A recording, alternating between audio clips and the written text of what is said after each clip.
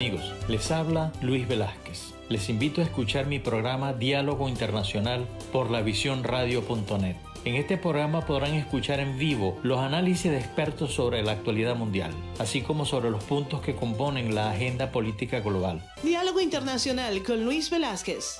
Lunes y viernes 2 de la tarde, hora del este, por lavisiónradio.net. Información que va contigo.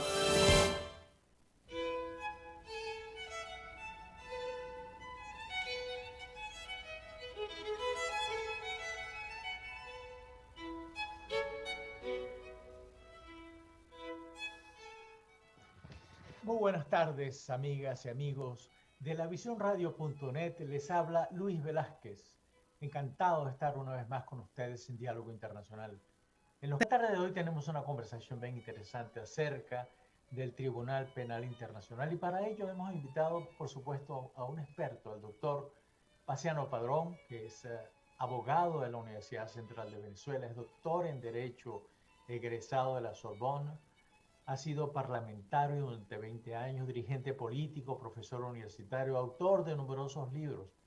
Actualmente dedicado a la docencia universitaria en el estado de Florida. Es vicepresidente de Benamérica, una ONG radicada en Florida y que tiene por fin velar por los derechos humanos de los venezolanos en América. También es vicepresidente de la Coalición por Venezuela, creada en el marco de la OEA, y tiene como función coordinar las acciones de la sociedad civil venezolana dispersa en el continente, y vicepresidente de CICIBEN, Comité Internacional contra la Impunidad en Venezuela. Muy buenas tardes, doctor Padrón. ¿Cómo ha estado usted?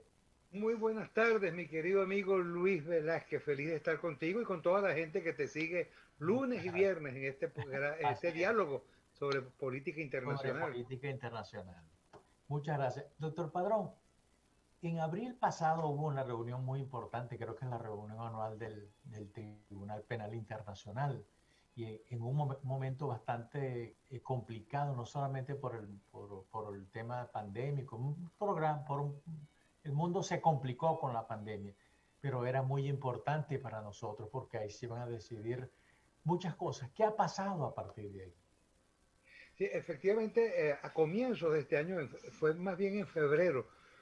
cuando concluyó una reunión, Luis, que había comenzado en diciembre, la elección del fiscal de la Corte Penal Internacional. La Corte Penal Internacional elige fiscal por un periodo de 9 años. Yo diría que esta que se hizo ahora es la primera elección real de un fiscal, ya que por desgracia el primer fiscal, el doctor Moreno, argentino, propuesto por Kirchner, es un hombre del socialismo del siglo XXI, de ese proyecto político, y jugó los 9 años con la señora Fatou Bensouda de vicefiscal, tapando todos los expedientes del caso y cerró todas las denuncias, o no, mejor dicho, nunca llegó a abrir ninguna de las denuncias presentadas contra Hugo Chávez Frías. Terminado el periodo de Moreno, entra Fatou Bensouda, también del mismo proyecto del socialismo siglo XXI, cuyo periodo termina afortunadamente dentro de 2 semanas. Hoy es 31 de mayo, el 15 de junio es su último día de actividad y el día 16 entra un nuevo fiscal. A mi juicio, el primer verdadero fiscal que tiene la Corte Penal Internacional. Y fue todo un proceso dificilísimo, no le bastaba con los 18 años. Debió elegirse en diciembre, que es cuando se convoca de conformidad con el Estatuto de Roma, la reunión de los 123 países, 132 países miembros, pero resulta que España, capitaneando la idea de poder colocar en sustitución de Fatou Bensouda un fiscal favorable al régimen, un fiscal español que responde a la misma corriente del socialismo del siglo XXI, lograron diferir para febrero la elección.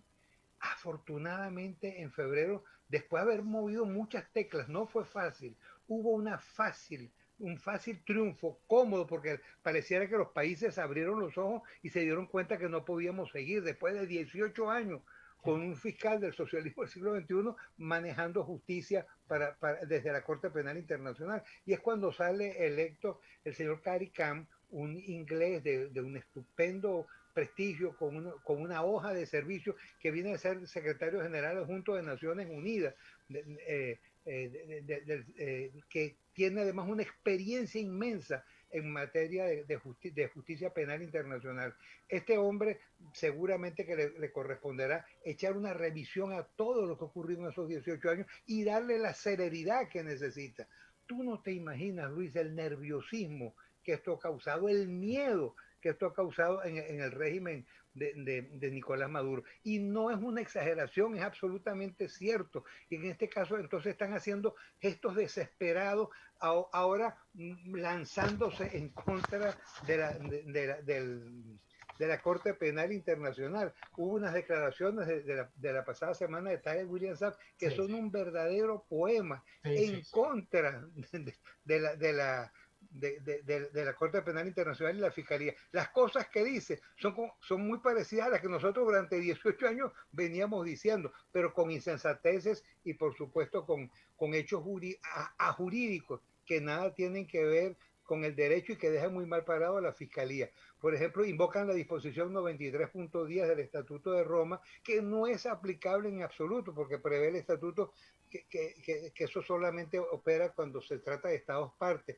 Solicita el fiscal Tarek William Saab que se le dé información de los expedientes preliminares que no se puede dar porque son de protección a las víctimas y que solo en una fase determinada del juicio podrá Venezuela como acusada y particularmente Maduro y los capitostes del régimen como acusados tener acceso a ello, pero no podrían hacerlo de esta manera. Están igualmente pidiendo informaciones precipitadas, adelantándose en los tiempos. Están tremendamente nerviosos.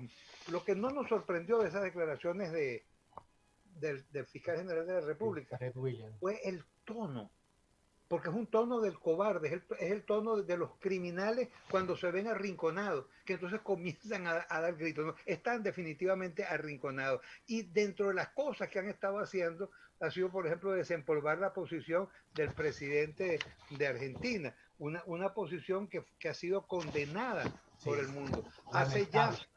Hace ya varios meses, como tú sabes, el presidente de Argentina decidió separar a ese país del grupo de Lima y separarse de lo que había sido la posición tradicional argentina de lucha al lado de otros países de América Latina y del mundo por la libertad y la democracia en Venezuela. Y en ese momento ya anunciaron que iban a separarse y que dejaban de darle el respaldo a una denuncia hecha en el 2018 por 6 jefes de Estado contra Nicolás Maduro, partiendo de un estupendo informe que había elaborado la OEA con un trabajo de 3 especialistas durante mucho tiempo que determinaban perfectamente con claridad los crímenes de lesa humanidad cometidos por Maduro y se exigía la investigación. En los 6 países, entre ellos Argentina, estaba también lo firmar el primer ministro de Canadá, Perú, Paraguay, Colombia, etcétera, 6 países. Y entonces ya se había retirado. No obstante, ahorita, el fin de semana, salta el presidente de Argentina, Fernández, volviendo a sacar ese refrito de hace meses atrás, sí. En términos periodísticos en Venezuela dirían caliche, sacan ese caliche de meses atrás simplemente para tratar de mitigar la angustia. Tan nerviosísimo. ¿Y qué es lo que está pasando? Tú podrías preguntarte, mi querido Luis, ¿qué está pasando? ¿Por qué tan nervioso? La señora Fatou Bensouda había, por supuesto, ofrecido al gobierno 2 cosas. Uno, cerrar, no abrir los expedientes contra el régimen de Maduro, mantenerlos allí, o solamente abrir, que era lo que ella logró vislumbrar hace un tiempo atrás, a lo mejor algunos expedientes sobre 3 o 4 delitos y no sobre los 11 delitos. El Estatuto de Roma tipifica 11 tipos de delitos de lesa humanidad que puede conocer la Corte Penal Internacional. Pues los 11 están denunciados en distintos expedientes, son casi 200 denuncias que no se han abierto ninguno de ellos. Bueno, el hecho cierto es que le había prometido, por otro lado, adelantar la investigación de lo que llamaban el caso Venezuela 2, que es la denuncia que a comienzo del año pasado hizo el gobierno de Maduro contra el gobierno de los Estados Unidos por el bloqueo, diciendo el hambre, la miseria, las enfermedades que sufre el pueblo venezolano son culpa del gobierno de los Estados Unidos y acusan entonces al gobierno de los Estados Unidos. Ese es el expediente que se llama Venezuela 2. Ese expediente había corrido a una gran velocidad, acercándose ya en acciones, en adelantamiento al que tenía años en la Corte, o los que tienen años en la Corte Penal Internacional. Resulta que la señora Bensouda, una vez electo el nuevo fiscal, que ella sabe que además puede revisar las decisiones tomadas por ella, que ella sabe que puede reponer los casos que yo pueda cerrar, y sabe que podría ella al final estar sentada en el banquillo de los acusados de la propia Corte Penal Internacional, pues decidió correr con las buenas.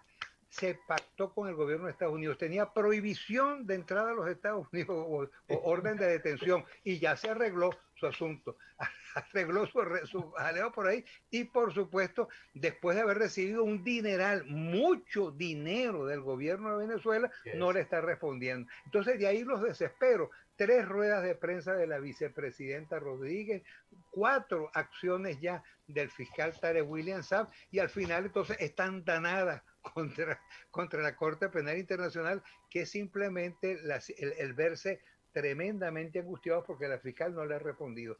La fiscal hará o no hará lo que había prometido en diciembre. En diciembre dijo que antes de que concluya el primer semestre, ella iba a cerrar la fase preliminar del expediente para iniciar la segunda fase. A esta altura del juego, Luis, por supuesto que no tengo una bola de cristal para ver el futuro, si ella va a actuar o no. Yo creo que ella va a hacer lo que siempre ha hecho. Nada.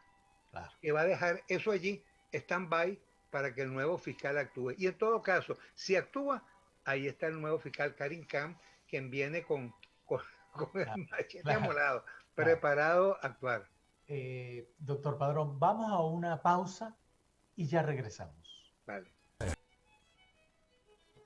Estamos de regreso en Diálogo Internacional. Estamos conversando con el doctor Paciano Padrón acerca del Tribunal Penal Internacional.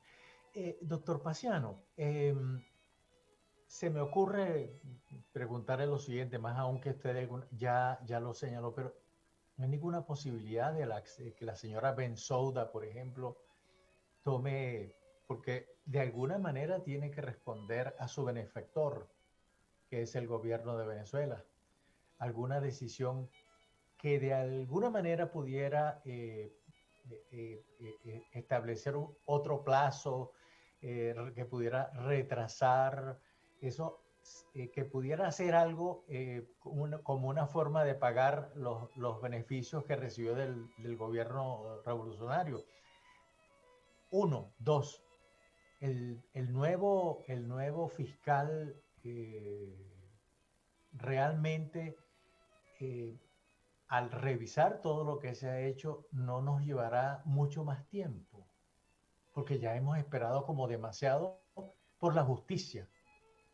Claro, lo que pasa es que definitivamente tendrá que hacer una revisión, y eso además es lógico, es obvio y funciona. La Fiscalía tiene más de 300 funcionarios, mi querido Luis.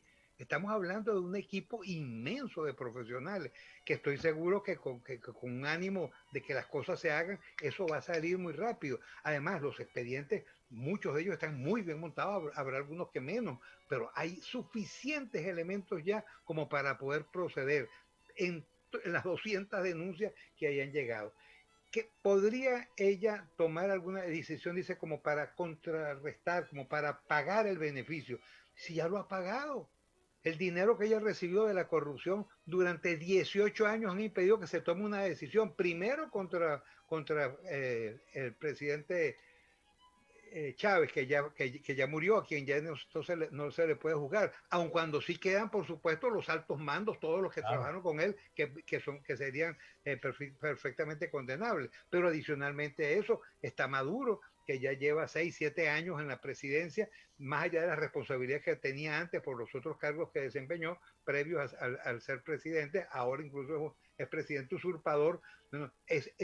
Todo ese beneficio es que ya han pasado 18 años y no ha pagado un solo delito del que no se hubiera abierto. Ya hay suficiente beneficio por el pago hecho. Ahora, en todo caso, en todo caso, si toma una decisión, ella estaría corriendo riesgos personales. Y ahora la situación se le pone muy difícil. Ya no es la posición cómoda de la dueña del juego. El fiscal tiene el monopolio de la acción penal, el monopolio de la acción judicial, del inicio, de modo que es un poder muy fuerte.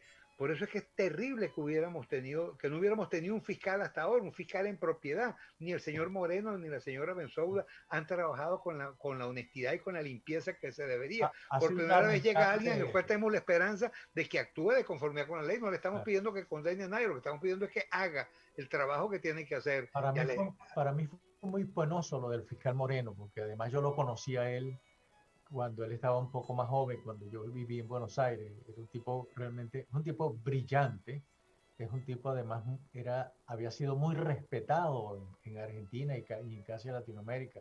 Un tipo que además tuvo responsabilidades importantes en cuanto a los cargos que se le hicieron a la última dictadura, es decir, tenía una trayectoria, pero a mí me impactó ver cómo terminó. Sí, él fue postulado por el presidente Kirchner a esta posición y efectivamente elegido fiscal por la Asamblea. Desgraciadamente no se esperaba, y una de las razones que presentaban era precisamente su hoja de servicio como abogado, que no resultaba mala, pero resulta que entonces no era un abogado, no era un penalista, no era a un hombre de justicia al que se estaba eligiendo, sino se estaba eligiendo a un hombre del socialismo del siglo XXI que le respondía al presidente Kirchner y que le respondía a Hugo Chávez Frías, y efectivamente su acción fue desastrosa, teniendo siempre al lado durante los 9 años a Fatou Bensouda. Fatou Bensouda, por cierto, no era la candidata a suceder a Moreno. Ellos intentaron elegir a otro y en vista que se le cerró el serrucho, entonces la Fatou Bensouda, que venía de segunda, pasó a jugar la primera posición y al fin y al cabo le fue muy fiel durante estos 9 años, porque ciertamente no hizo absolutamente nada para que la justicia proceda, salvo enredar todo el sistema de investigación preliminar, crear 4 fases que han hecho que pasen años y años y años y ni un solo expediente ha estado abierto. Y tú dices, bueno, es que están abiertos, pero es lento el proceso probatorio. No, es que a esta hora, en el momento en que tú y yo estamos hablando, no hay un solo expediente abierto contra Maduro. Ni uno, ni hubo uno solo contra Hugo Chávez. O sea que todos los delitos, todos los crímenes quedan perdonados. Por eso es que hablando de perdón, imperdonable la posición del presidente de Argentina de haber retirado el respaldo de Argentina, del pueblo argentino o de la nación argentina a esta denuncia hecha, justo en el momento en el cual se siguen cometiendo los peores crímenes. ¿O es que el presidente de Argentina está perdonando todo lo que está ocurriendo en la frontera, todos esos crímenes horribles que se han cometido, que han obligado a 6.000 venezolanos a partir hacia la Arauca? Y ahora la noticia, este fin de semana hay paz, hay convenimiento entre las Fuerzas Armadas y las disidentes de la FARC, entran en tregua. ¿Qué significa que entran en tregua?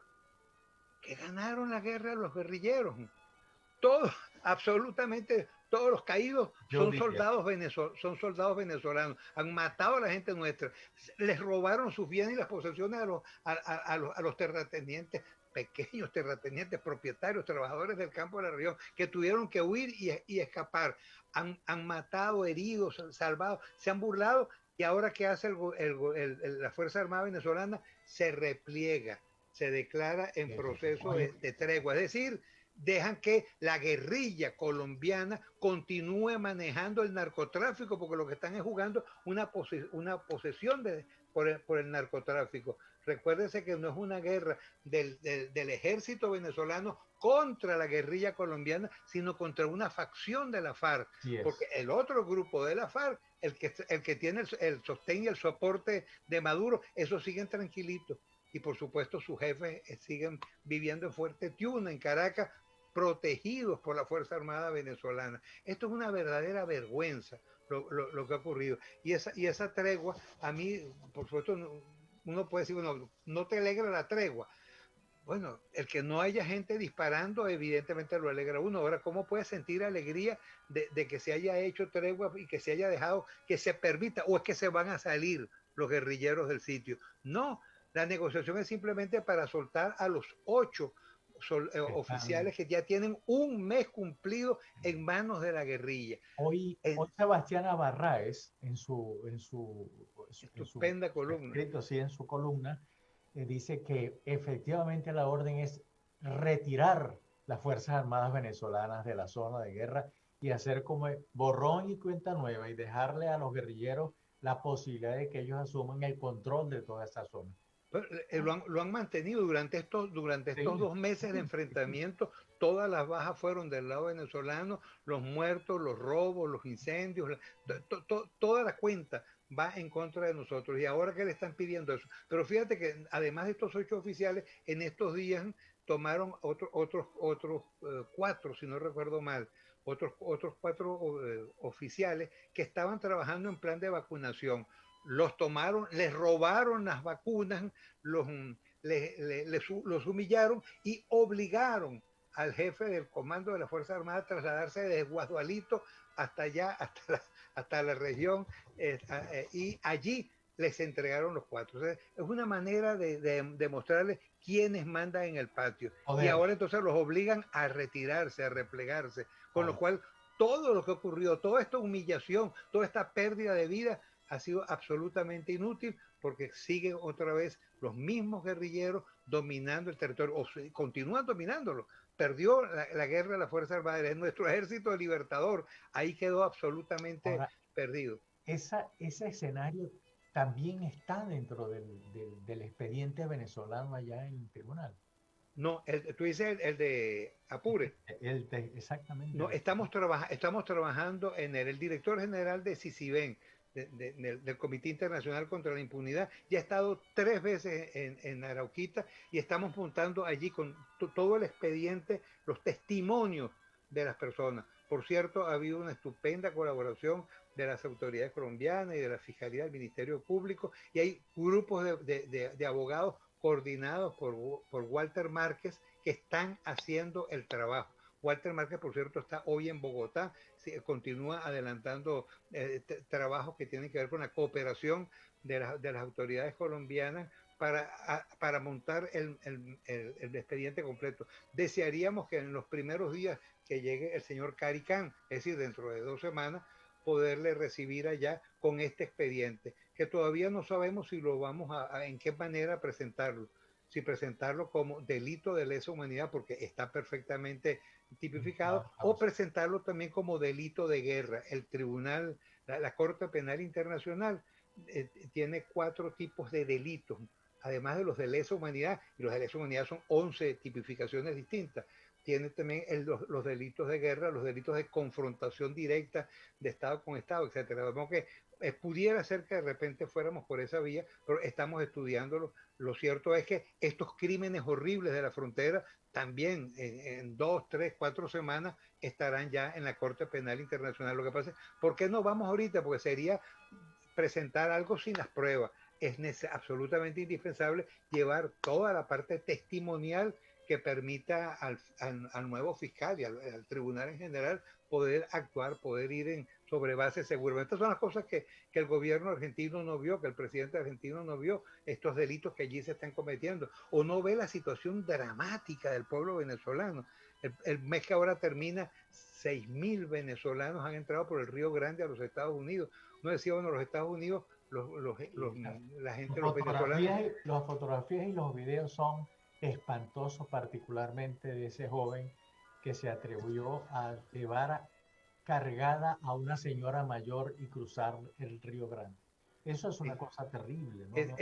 Esa foto que se viralizó tuvo algunos efectos. El primero de ellos, para el propio muchacho, altamente positivo. Ese muchacho, sus familiares en Maracaibo no tenían noticia de él desde que él salió para México, y cuando la foto se hizo viral, me emociono hablando, tuvo la familia la inmensa alegría de haberlo visto. El padre declaró: estamos súper orgullosos de él, fue la declaración del padre. Y esta señora, Irma Guillén de Duarte, que es el nombre de esta persona mayor, ya está en este momento en la casa con su hija y su nieta en los Estados Unidos. Qué maravilla, qué maravilla. Doctor, vamos a una nueva pausa y al regreso me gustaría que que nos dijera cómo fue toda, es decir, todos conocemos cómo se manejan las cosas en Naciones Unidas, no es que en Naciones Unidas es lo más transparente del mundo, y qué sé yo, si eso fuera así, en el Consejo de Derechos Humanos no viéramos que Irán presida una comisión que tiene que ver con los derechos de la mujer, o no viéramos que Cuba tuviera tanto protagonismo, es decir, cómo se manejó la elección del nuevo fiscal. Yo sé que si bien tuvo un aporte importante, creo que fue protagonista en esa elección. Vamos a una pausa y ya regresamos.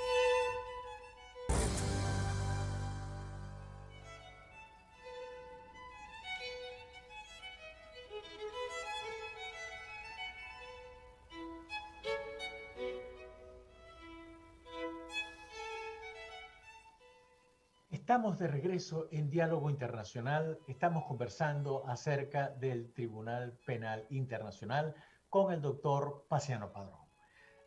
Doctor, le preguntaba cómo fue, cómo se tejió, cuál fue el papel de Sisiben en todo esto, porque sé a través de nuestro común amigo Adolfo Salgueiro, yo he ido siguiendo y Sisiben jugó un papel muy importante en todo eso.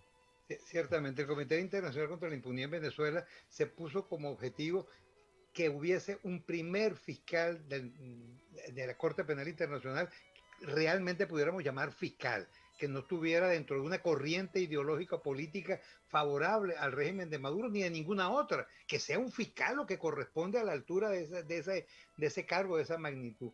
Bueno, entonces nuestra primera línea de trabajo fue forzar al rompimiento de las estrategias del socialismo del siglo XXI para permanecer allí. Y ellos se salieron con la suya en diciembre cuando, en vez de escoger entre los candidatos que se habían seleccionado, hubo inicialmente 170, 180 candidatos, fue todo un proceso de selección hasta que llegaron a 4. Bueno, de esos 4, sobre los cuales se hizo la primera elección que no lograron, de una manera extraña y contrario a las normas, ellos lograron sumar otros 5 que estaban en la lista para subir a un español que había quedado por debajo de los 4 primeros, con la idea de tratar de jugar a favor de él. Rodríguez Zapatero se hace el jefe de campaña de ese proceso, y ahí lo más que pudimos obtener fue que no se decidiera en esas condiciones desfavorables y que se difiriera, porque nuestra idea era que se decidiera sobre los 4, pero no, se logró diferir para febrero. Entonces hubo tiempo, afortunadamente, para hacer un trabajo cuerpo a cuerpo, país a país, gobierno a gobierno, silencioso, de bajo perfil, buscando los elementos que podían ayudarnos.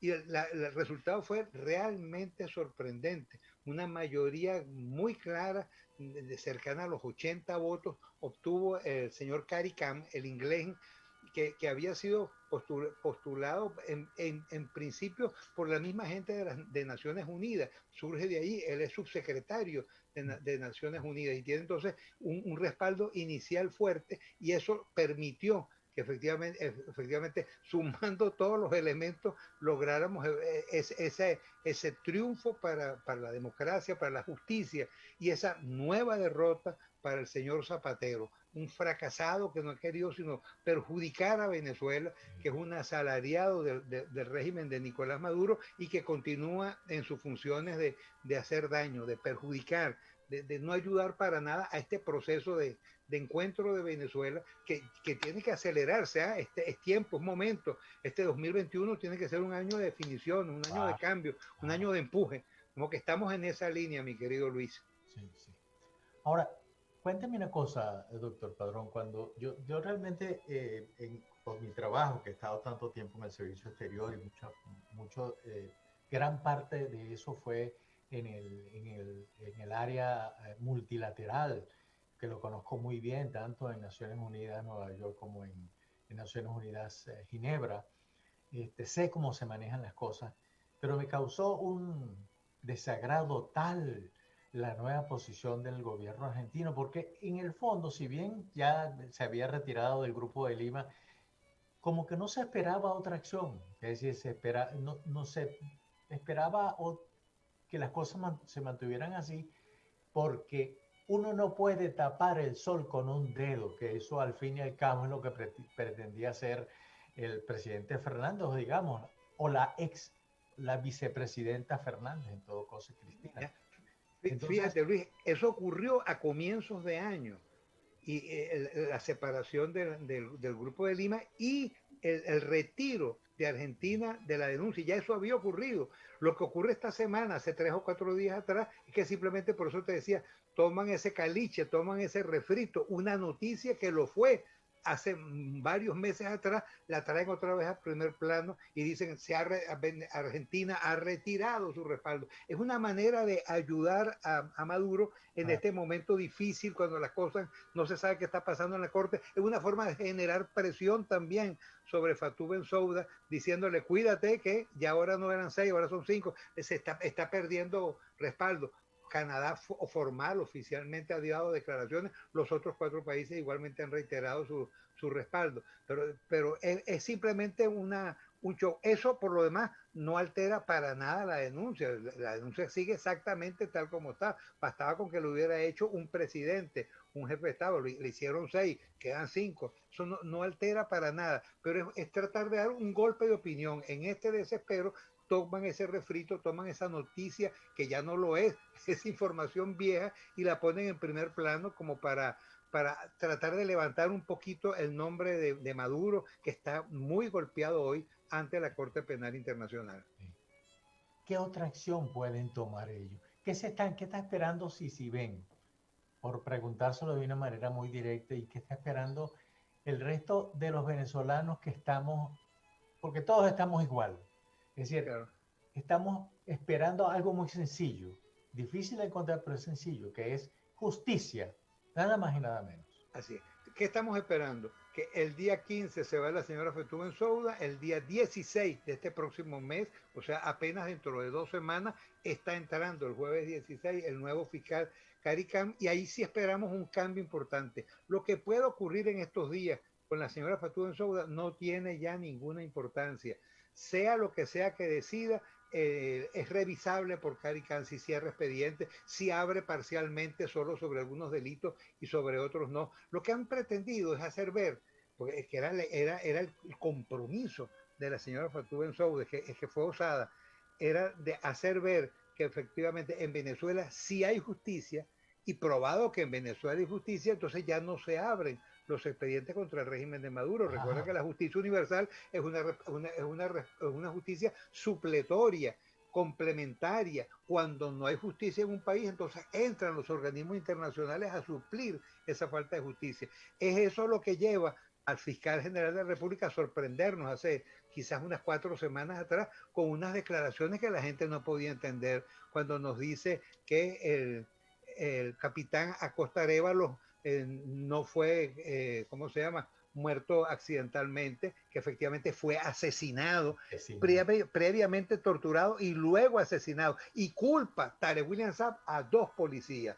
Es cuando nos enteramos que el concejal Albán no se lanzó, no se suicidó desde el piso 10, y dice el señor fiscal, siempre me llama la atención después, me dice, ¿cómo llama señor a este o aquel? ¿Cómo llama señor a Tarek William Saab? Bueno, el usurpador de la fiscalía, Tarek William Saab, declara que el señor Albán está probado que fue torturado, asesinado y lanzado por 2 policías. Entonces acusa a 2 policías y pretende juzgar a esos 2 policías.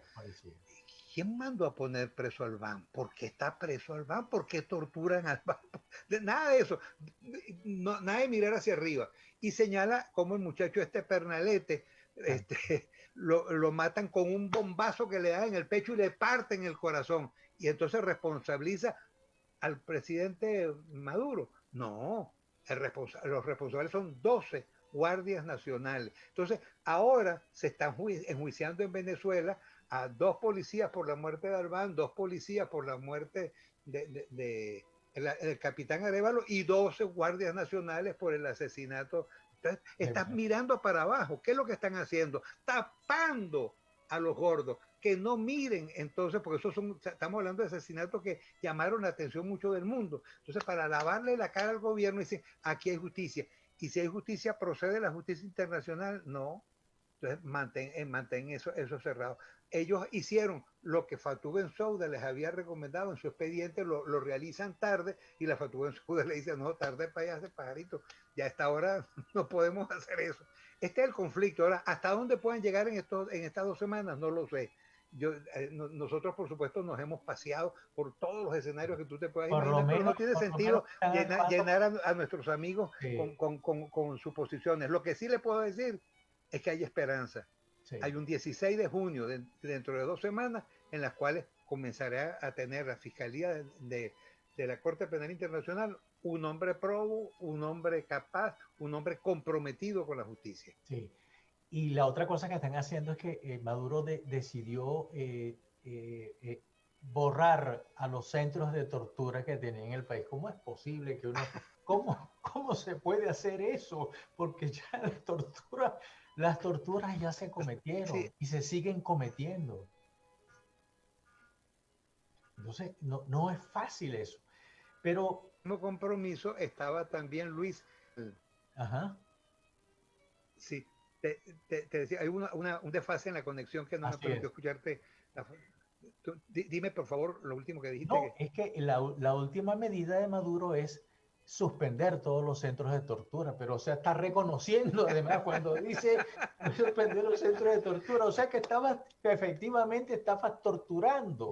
Ya no vamos a torturar más. No vamos a torturar más. ¿Por qué vas a decir eso? No, sí, es una cosa increíble. Y no solo eso, sino que entonces a los presos políticos que estaban fundamentalmente en 3 lugares, en la DGCIM, en la SEBIN, en el FAES, los sacan de allí y los pasan a centros ¿cómo se llama? A cárceles con presos comunes, lo cual genera, por supuesto, un peligro inmenso para estos presos políticos. La CIDH, la Corte Interamericana de Derechos Humanos, acaba de solicitarle a Maduro proteger la vida y la integridad de los presos que han sido trasladados a centros penitenciarios comunes, los presos políticos trasladados a centros penitenciarios comunes. De modo que efectivamente sepa Maduro que es responsabilidad de él, no puede decir, este lo mataba otro preso, otro recluso, tal. No, es responsabilidad del Estado velar por las personas que están privadas de libertad y garantizarles todos sus derechos. De modo pues que agradecemos a la CIDH esta solidaridad con los presos políticos venezolanos. Por cierto que, perdón, tú ibas a decirme algo. Sí, no, le iba a decir que vamos a una nueva pausa y vale, ya volvemos. Ok. Ya regresamos con más. Estamos de vuelta en lavisiónradio.net.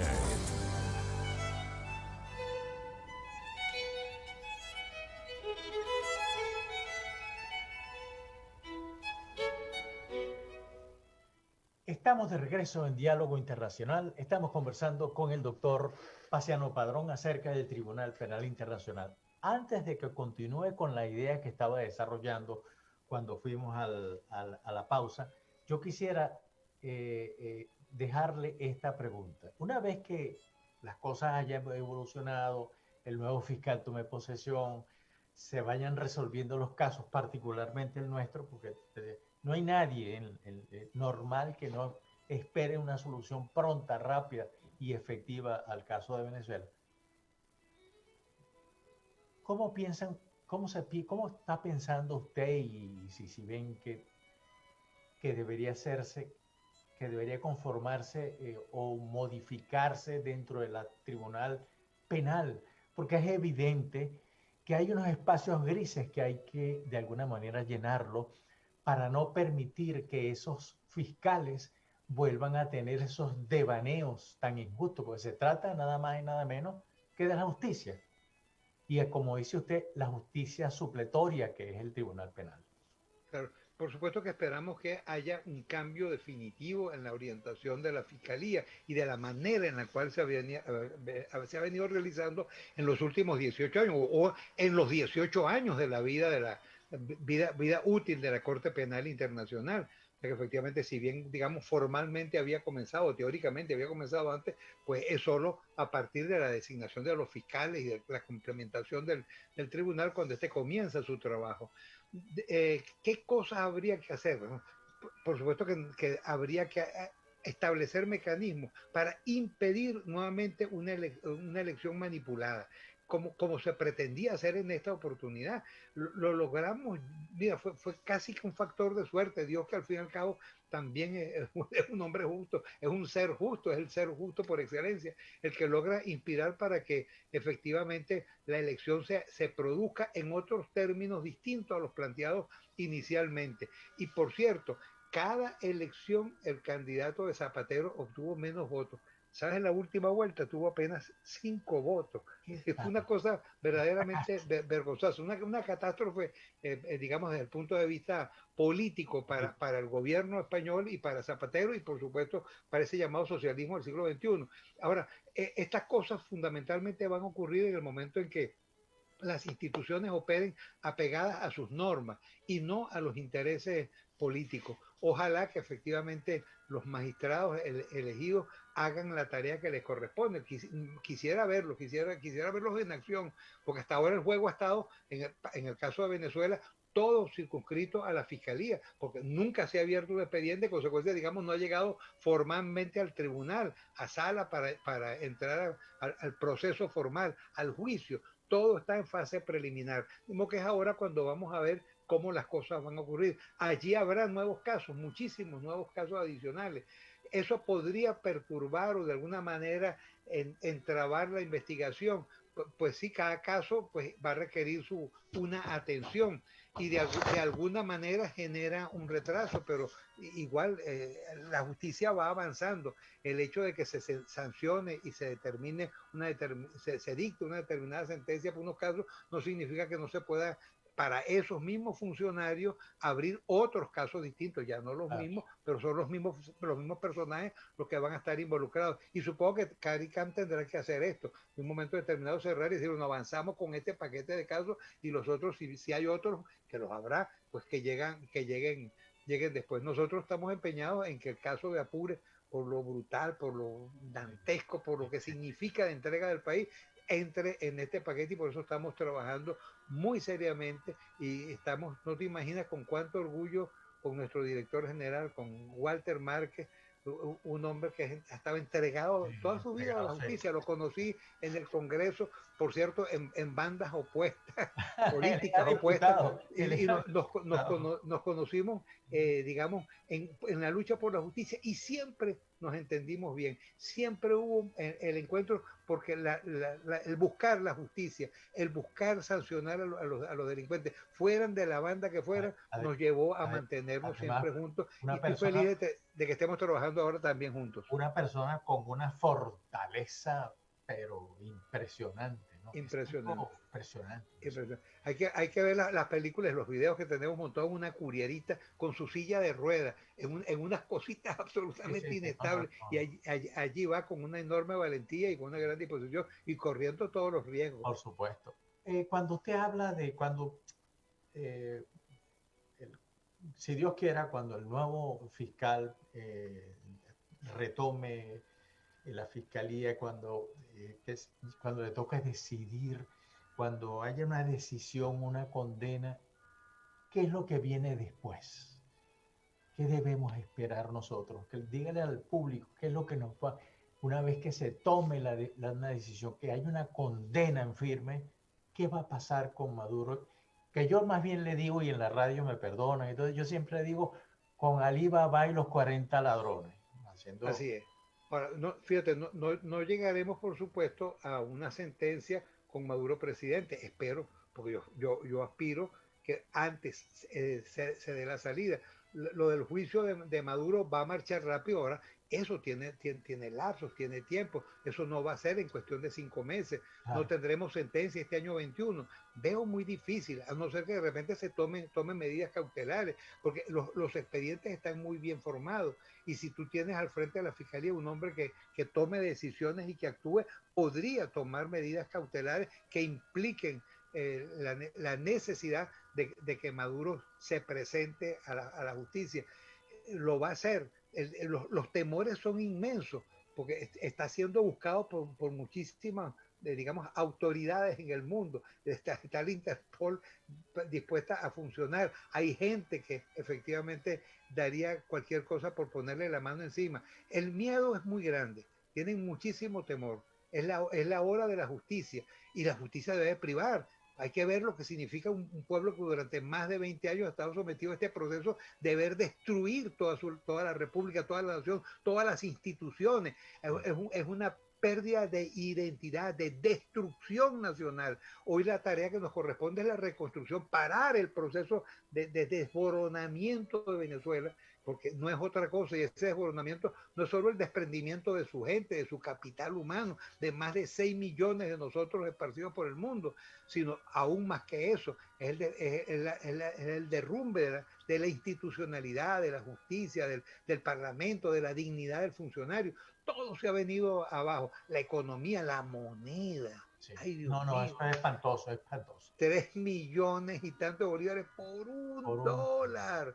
Y por supuesto, la justicia social para nada. La OIT acaba otra vez de sancionar al régimen de Maduro por las injusticias contra los trabajadores. La primera injusticia es que no existe sueldo, no existe salario. Un salario ridículo de 2, 3 dólares no alcanza absolutamente para nada. $1.26. Eso es lo que se gana en Venezuela. Así mensual.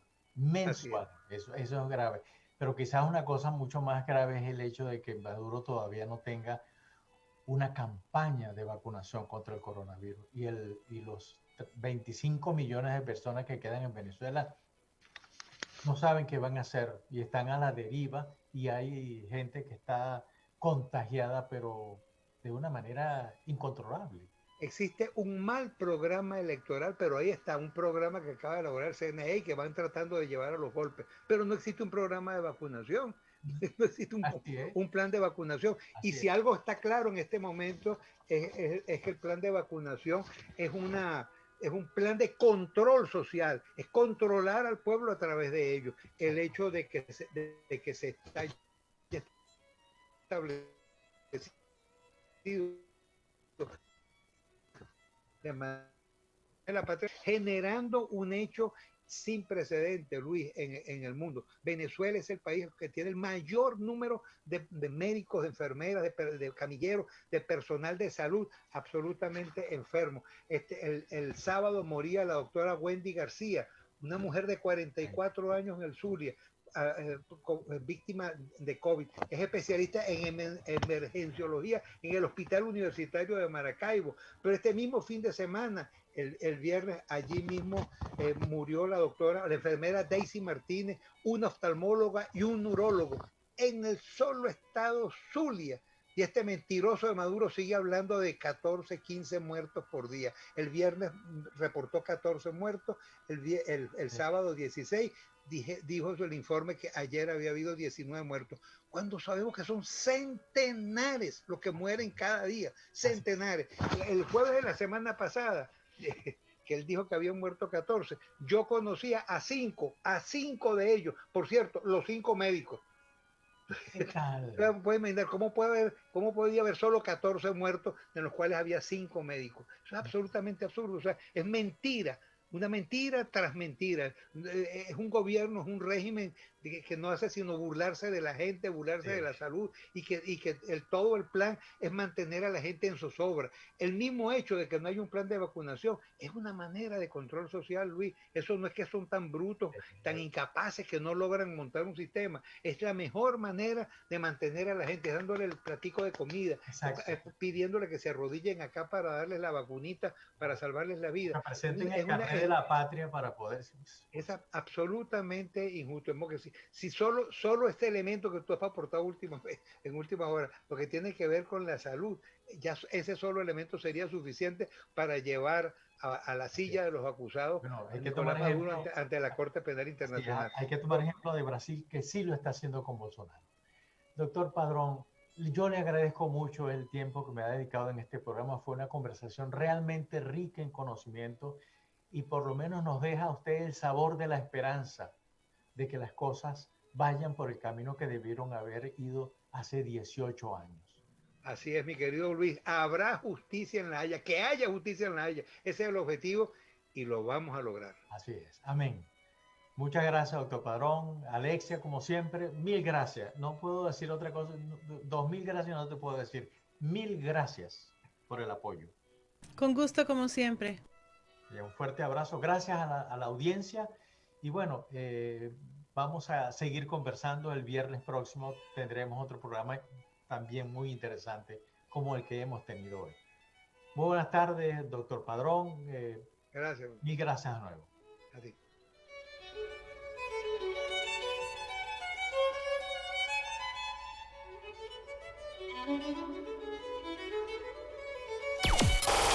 Estás escuchando lavisión.radio.net.